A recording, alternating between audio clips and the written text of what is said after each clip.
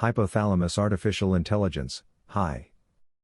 It presents companies in the process of digital transformation, its offer of professional services and the supply of algorithms of highly complex multi-problem mathematical models.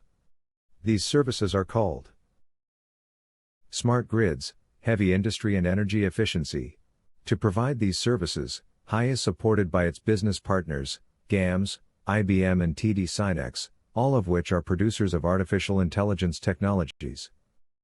HI is a company at the forefront of high-performance artificial intelligence. In 2014, IBM estimated that companies in the energy and utilities sector, which used big data and analytics, reported 23 times higher productivity than those that did not. Smart grids and demand response are critical skills, required by an industrial company, to access the new business world that the future holds for electricity and energy consumers in general. Optimizing the planning and operation of new power grids is the prerequisite for increasing so-called industrial energy efficiency. Achieving industrial efficiency is a very complex technical process due to the multiple aspects that must be managed. The new electrical system implies a totally different conceptualization of the electricity supply. The traditional system, which is gradually becoming obsolete, works on a hierarchical structure, in which it starts from the generators and, as voltage levels are lowered, approaches consumers, industrial and residential, who only consume energy, at a price that depends on the generation system. In these systems, consumers are price-taking agents. Smart grids are based on a multi-level grid system, in which users, both industrial and residential, become potential generators, both small and medium-sized, capable of managing their demand, affecting the price at which they acquire electricity. In a regulated environment, generation, transmission and distribution are operated by a vertically integrated company, usually a state-owned enterprise that has a monopoly on the supply of electricity. On the other hand, in a deregulated environment, different parts of the electricity grid are owned by different companies, most of them private, and the electricity markets provide a platform that fosters competition and active consumers. Due to the new power technologies, this liberation of the electricity market has reached the industrial factories that must face this new opportunity. To achieve energy efficiency, industries must include energy management and carbon footprint control in their digital transformation processes. This involves two major processes related to advanced analytics. Offline optimization, planning. This stage is related to the optimization processes that must be carried out prior to the commissioning of the energy system, redesigned in accordance with modern advanced analytics methodologies, and the computational power available. Part of this stage are the following activities. Redesign the energy supply system, in accordance with the new power technologies in force, and with a vision of the near future, due to the speed of change of these technologies. Presumably when the industrial plant was built, new concepts, such as smart grids, did not exist. Optimize the industrial process using complex modern mathematical models, since it is possible that the industrial plant is operating based on outdated mathematical models, which do not consider the computing power of current methodologies, for example, advanced, parallel and distributed analytics, and integrating the planning and programming of industrial processes, transformation of matter, with industrial services, transformation of energy. This is a core element in the whole process. The diagram shows what an old power supply system might look like. A modern energy supply system is impacted by new power technologies, and by advanced analytics, artificial intelligence, machine learning, and large-scale mathematical programming. The second major process of digital transformation is related to online optimization, scheduling. The final part of the process of restructuring an energy system is called demand response, which involves the participation of consumers in energy systems, as a way to optimize their benefits. At this stage, the consumer should use an optimization model for the planning and scheduling of dispatches of the energy system, together with the optimization of production, and use models aimed at optimal real-time control of energy system dispatch, and energy trading and risk management, ETRM. Demand response is the name given to the actions that consumers, industrial and residential, can, or should, take to act properly in the new electricity system, which includes actively participating in the marketing. The electrical system can be conceived as made up of three types of agents. The generation, which includes the traditional one, based on large generation plants, and renewable, originating in new renewable energy sources, such as wind, solar, tidal, wave, biomass, and others. We must not lose sight of the incursion of hydrogen, green and blue, as a new type of clean energy, which is changing the landscape of the future of electricity generation and storage. Transmission and distribution, as the means of ensuring the balance that must exist between supply and demand. Consumers, classified as residential, commercials, and electricity-intensive industries. Optimal demand management should produce two results. Demand response, aimed at reducing electricity consumption in industrial plants, and energy efficiency, aimed at reducing the demand for total electricity, and the costs associated with its supply. This entire process includes the control of pollutant emissions. Demand-side response is systematic activities by utilities and government to change the amount, and/or timing, of the customer's use of electricity for the collective benefit of the society, the utility, and the customers. It is the direct consequence of smart grids, which allow demand to stop being a passive actor, which only takes prices, and becomes an actor with the capacity to respond, actively participating in the market. To act as an effective agent, industries must know the structure of the electricity system and market. The diagram presents a typical structure, indicating the relationship of consumers with the physical power grid and with the market. In this structure, two types of agents are displayed: interconnected system operator, ISO, and consumers. ISO, as the name implies, operates the grid, dispatching centralized electrical resources, and it manages markets, creating incentives for demand management.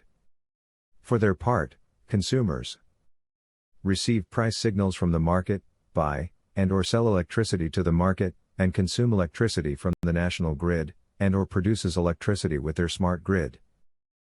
The consumer demand response must be based on what the regulator establishes, and the market ISO can be classified as dispatchable response. Traditional services are direct load control, generation contributed to the system, ancillary services, such as AGC, automatic control generation, and interruptible load, authorization for ISO to decrease, or interrupt, the consumption of an industry. Non-dispatchable response corresponds to actions to adjust the profile of cargo taken, or dispatched, in response to dynamic changes in prices. The image presents a more extensive diagram of demand management. When analyzing the landscape of energy consumption in an industry, demand management requires classifying how much of the energy will be managed by physical assets, which seek industrial efficiency directly on the equipment of the processes, and which with virtual assets, artificial intelligence, that is called demand response, DR. DR involves classifying energy into dispatchable and non-dispatchable, and for each of them assign the way to handle it. Normally this part is executed by math models. To participate in demand response, the type of company must be matched with the opportunities provided to companies. In 2007, the North American Electric Reliability Corporation, NERC, published a study in which it analyzes different types of industries, and relates them to the type of services they must offer, considering their industrial processes. However, it should be noted that at that time there was no possibility of considering energy storages, which allow smart grids that can participate in dispatchable demand. It should be noted that, in industrial environments, the possibilities of energy storage can be very different from traditional ones, since there are industrial processes that can store energy as part of the process. Some complementary services require a continuous change in consumption. On the other hand, certain industrial loads, like crushers and mills, cannot be switched off and/or on very quickly, so they only provide discrete changes in consumption. Ancillary services need a much faster response to the change in energy consumption. The possibility of coordination, with load regulation and monitoring, with the help of energy stores, ensures a smooth and continuous changeover. Demand response and energy efficiency is a major issue for heavy industry, as it is an opportunity to significantly increase its profits and to decrease the carbon footprint of its industrial processes. Turning the process of maintaining an eco-sustainable into a good business. To achieve optimal planning and scheduling of energy management, 4 major challenges must be faced. Accurate modeling of process dynamics and operational flexibility. Integration of production management and energy management. Optimization at multiple space-time scales, and optimizing decision-making under conditions of uncertainty. These aspects will be discussed later. Market participation is, in practice, a mandatory requirement if you want to maximize the return on investment in your company's smart grids. This has given rise to the acronym ETRM, Energy Trading and Risk Management. Initially, this function only existed in electricity companies, in open markets. Today it is extended to any company that wishes to participate in the electricity market and other energy markets. ETRM involves 3 fundamental aspects. First, negotiations and contracts, legal means of buying and selling energy between 2 agents. It can be through buying and selling in the spot market, non-standardized bilateral contracts, financial derivatives such as futures and options trading. This is possible where such markets exist, and transactions in secondary markets, which buy-sell energy, and then go to the main market.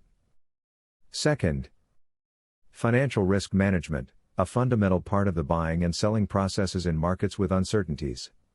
There are multiple risks to control, for example, liquidity, prices, quantities, and default. This must be done by means of mathematical modeling aimed at the scientific management of financial risks. Third, generation and/or demand offers. Normally the market moves in 2 steps. The day before the dispatch, the participants make bids for an auction, whose allocations will be defined by the ISO. These assignments are mandatory. On the day of dispatch, a redispatch is carried out, in real time, or in the short term, to resolve the contingencies that occur, and thus guarantee the supply-demand balance. This process is done by the ISO using optimization models, which depend on the ISO. The result of the ETRM is the contracts that will be signed. To do this, the company requires appropriate tools that allow it to analyze the decision-making process. Mathematical theory indicates that stochastic optimization models that include hedging financial risks are appropriate.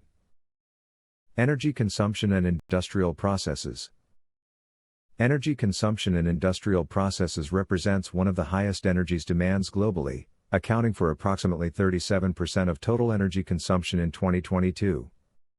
This consumption is mainly driven by energy-intensive industries that transform raw materials into raw materials. Historically, 6 sectors dominate industrial consumption, accounting for approximately 87% of the energy used in manufacturing, 2018 data. Chemical and petrochemical, the largest consumer, with a high dependence on natural gas both as a fuel and as a raw material. Iron and steel, requires extreme heat for smelting and refining. Integrated processes are most efficient by heating materials only once. Paper and pulp, uses large amounts of steam for drying and mechanical energy for fiber processing. Non-metallic minerals, includes the production of cement, glass, and ceramics, sectors that are critically dependent on process heat. Oil and coal refining, transforms fossil fuels into usable products. Food, cooking, refrigeration and packaging processes occupy a significant part of light industry. The main end uses of energy in industrial plants are divided into 2 categories. Process heat, represents the largest component, more than 70% of fuel in some sectors. It is used to heat furnaces, generate steam in boilers, dry and cure materials. Motion, motive force, approximately 80% of industrial electricity goes into motors that drive pumps, compressors, fans, and conveyor belts. Efficiency and optimization strategies reduce consumption without affecting productivity that companies implement. Heat recovery systems, The use of economizers and recuperators can save between 10% and 25% of energy in boilers and furnaces. Cogeneration, simultaneous generation of electricity and useful heat, taking advantage of the waste heat from a power plant for industrial processes. Digitization and modeling, implementation of mathematical models to optimize production parameters in real time, plan and schedule industrial operations, and reduce waste. Audits and management, frameworks such as ISO 50001 help establish continuous improvement processes to monitor and reduce energy intensity. The biggest impact that the industry has received is related to the new IoT-based infrastructure. Most industrial processes are variable speed. Energy consumption as a function of process speed is not linear, it is exponential. The operator must be aware that production facilities do not have a defined capacity. This is set according to the speed of the process, and the time that this speed lasts. That's a decision variable for plant operators. The fundamental formula for calculating energy consumption is to multiply the power of the device by the time it remains in use. The calculation of the power consumed by the process is essential to determine energy consumption. Torque curves represent the ratio of engine speed to the output torque of a motor. The torque and speed of a motor are inversely proportional to each other at a given power. A speed-torque curve provides a graphical representation of a motor's torque capabilities across a spectrum of speeds. These curves help compare performance metrics between engines. The mathematical relationship is nonlinear, and indicates an exponential consumption with respect to the speed of the process. The graph presents the curves of fuel consumption versus ship speed. There are 5 curves, for different revolutions per minute, which are related to different blade pitches. Exponential nonlinearity is evident. The graph presents the energy consumption versus flow curves in an oil pipeline. 7 curves are presented, for different outlet pressures at the pumping station. Exponential nonlinearity is evident. In general, it can be said that all processes are variable speed, which is a decision variable. In the case of the carousel-type polyurethane injection station, whose production depends on the number of revolutions of the carousel per period, which affects the engine since the higher the speeds, the higher the production, but with greater energy consumption and, therefore, higher cost. On the other hand, the higher speed will produce a heat generation process, which will affect the manufacture of the molds. The cost of raw materials is also affected, as a chemical composition that works according to speed is required, which will lead to a higher cost of polyurethane. This implies that energy consumption in an industrial process is not direct.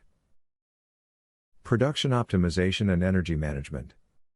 The central is related to the integration of the two systems through integrated mathematical modeling, the production system, and the energy system. As an example, reference will be made to a brewery. Optimization of energy management. The optimal management of the energy of industrial systems implies a holistic position, which integrates the planning of the production of goods, with the energy services that are consumed in that production, and finally integrates it with the possibilities of self-production and negotiation of energy. A supply chain integrates multiple production plants, which must be modeled individually, each with its own peculiarities. High SANDOP, Sales and Operations Planning, is a highly complex aggregate mathematical model for the industrial sector. High SANDOP optimizes industrial production in all facilities that make up the supply chain. The level of aggregation is related to the detail of modeling the processes, in the process units and in the production lines. The goal of optimization is to determine the production plan that will minimize production costs, or that will maximize economic utility, and meet the demand for finished products during the planning period. The second step, in the optimization of energy efficiency, is the integration of the industrial process plant with the industrial services plant. The optimization of industrial services, high ISO, corresponds to a mathematical model aimed at the optimization of energy consumption and other industrial services in industrial plants that include industrial service plants, such as refineries, petrochemicals, and in general large industrial manufacturing plants. These services often include self-generation, cogeneration, and the exchange of electrical energy with the interconnected electricity transmission system. The aim of the model is to minimize the consumption, or cost, of the energy required by industrial processes. The industrial service system is combined with the production process model to comprehensively optimize the transformation of raw materials into finished products and energy management. The SANDOP ISO model integrates the SANDOP and ISO models into a single optimization model. It is possible to coordinate the two models through two stages: optimization of production through the SANDOP model, and optimization of energy consumption using the ISO model, with SANDOP results as a border condition.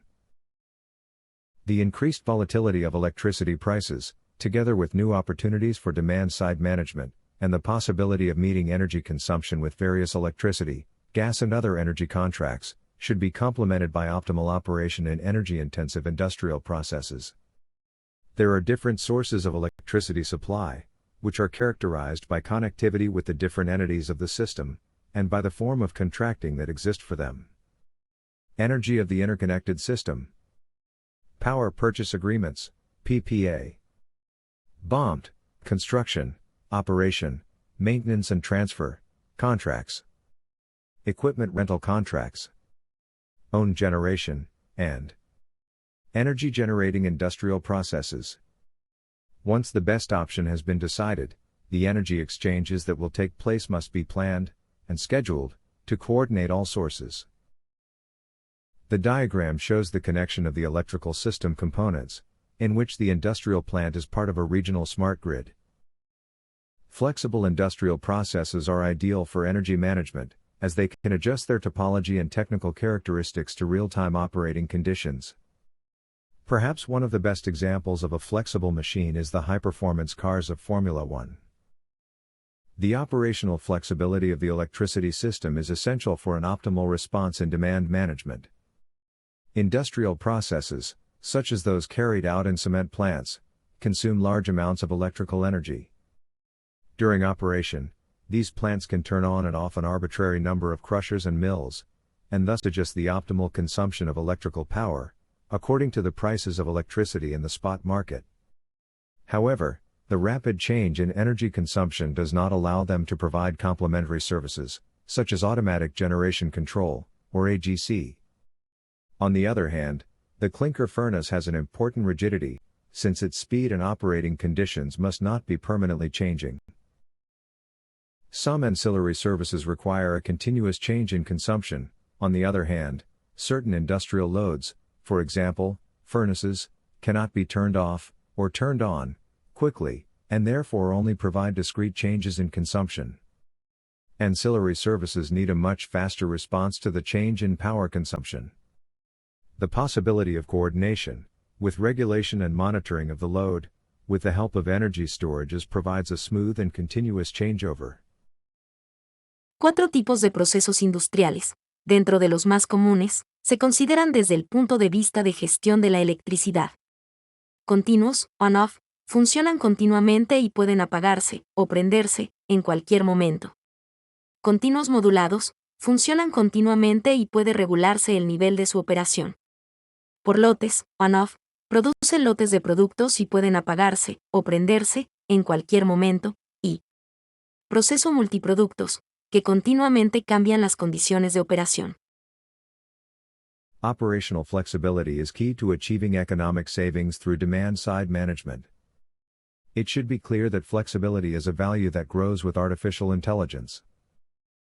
The design of a flexible process involves the use of optimization models, which help the decision-maker to analyze, in a balanced way, all the periods of the planning horizon, that cover the possible useful life of the process, from strategy to operation. Flexible industrial process. Case: industrial gas production at Praxair. The cryogenic energy storage, CES, involves storing energy in the form of liquid gas, which vaporizes as it is conducted to turbines. Including CES in an air separation plant has the following benefits. Increases plant flexibility for changes in electrical load. Storage of energy purchased to sell later the market, during periods of higher prices, and create additional revenue by providing reserve operational electricity capacity.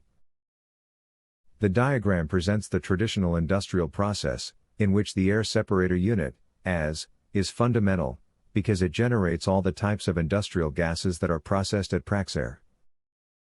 The traditional system meant that as production was directed to storage tanks for gases in liquid form.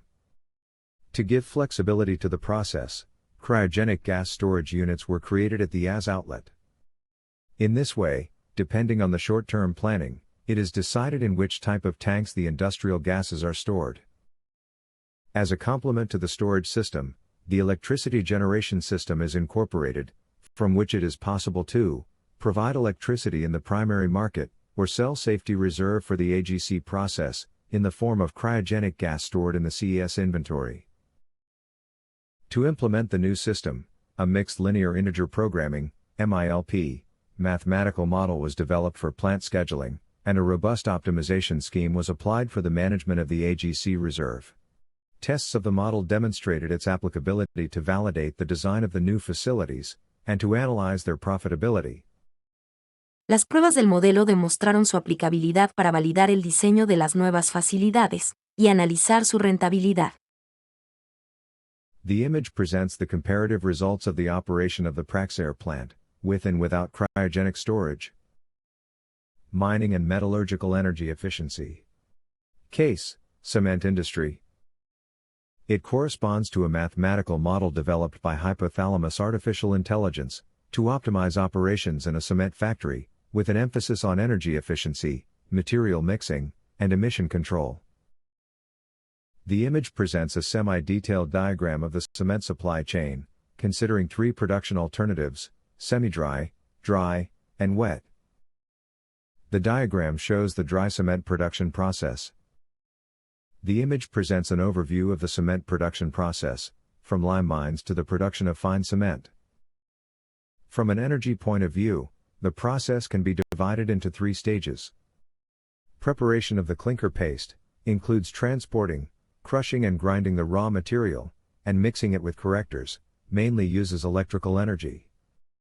Clinker baking, conversion of clinker dough into clinker, is performed in a linear oven, and consumes thermal energy and chemical energy, and grinding of the fine cement, mixing the clinker with additional materials, until the appropriate granularity is achieved. It mainly uses electrical energy. The image shows the energy consumption throughout the process, which is divided into electric power in the milling of raw materials, thermal energy and chemical energy in the furnace, and electric power in the cement mill. The image shows the production of pollutant emissions, which is concentrated in the clinker processing furnace. The image presents the material mixing processes that must be faced. Blending processes are essential, as they guarantee the quality of the products, and the operating conditions. The mixtures are raw materials plus correctors, fuels, and clinker plus extras. The diagram shows the production chain in a cement factory.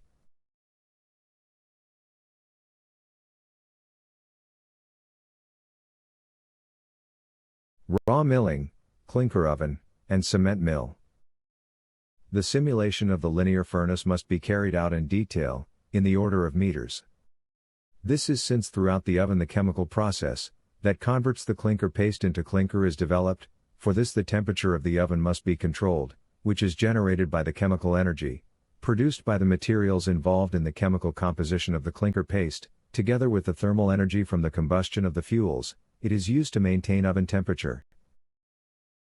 The chemical process is developed from the temperature of the furnace, which varies along its axis. From the chemical process, all material flows that are produced, including pollutant emissions, can be calculated. In this way, thermal energy consumption, clinker paste composition, and pollutant production are combined. Fuel blending originates from trying to minimize fuel costs while respecting emission control. The operating characteristics of the oven imply that it is a continuous process, that it cannot be stopped, that it operates under stable technical conditions, and that for long periods it works with the same chemical composition for the clinker paste. This translates into a constant production of clinker in each of the furnaces that the factory has. Each furnace may be producing a different clinker. This indicates that the furnace is not a direct part of smart grid energy optimization. The other processes, preparation of clinker paste and grinding of fine cement, can be varied, turning the machines on or off. This gives a direct possibility to participate in the non-dispatchable demand, since the scheduling of activities can take advantage of electricity price variations. However, if energy storage, such as a battery, is included in the smart grid, the dispatchable demand market, including AGC, can be accessed. The image shows the dispatch of electricity at a cement plant, including energy storage as part of the industrial infrastructure. Epilogue. As stated by the company Enside, a specialist in industrial process optimization, a realistic mathematical model is the key to considering all the factors involved in industrial energy efficiency. This is especially important when working in an industrial smart grid environment.